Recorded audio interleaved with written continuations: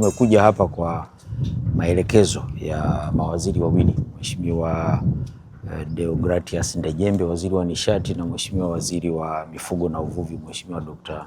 Bashiru Ali. Hapa kuna mradi wa kimkakati wa serikali wa ujenzi wa bandari ya uvuvi. Tunafahamu kwamba bandari hii ikiwa inafanya kazi itahitaji megawati 2.5. Tutawapa umeme moja kwa moja kutoka kwenye kituo chetu cha kuzalisha umeme cha Somanga. Tumeshatengeneza njia ya kusafirisha umeme ya msongo wa kilovoti 33 ambayo imegharimu zaidi ya shilingi bilioni 2. Iko mpaka hapo, lakini kulikuwa kuna kipengele cha mkandarasi kufanya majaribio ya mashine zake ambazo zimekuja.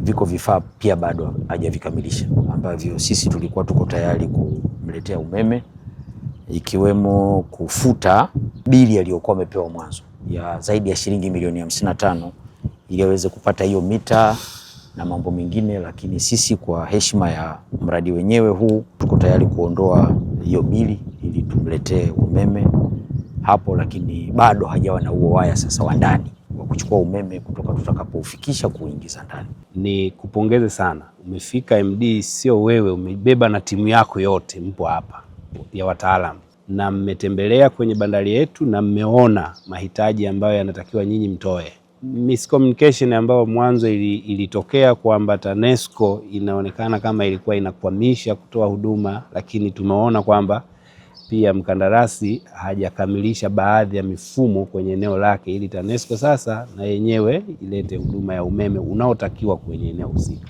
Kwa mimi nikushukuru sana.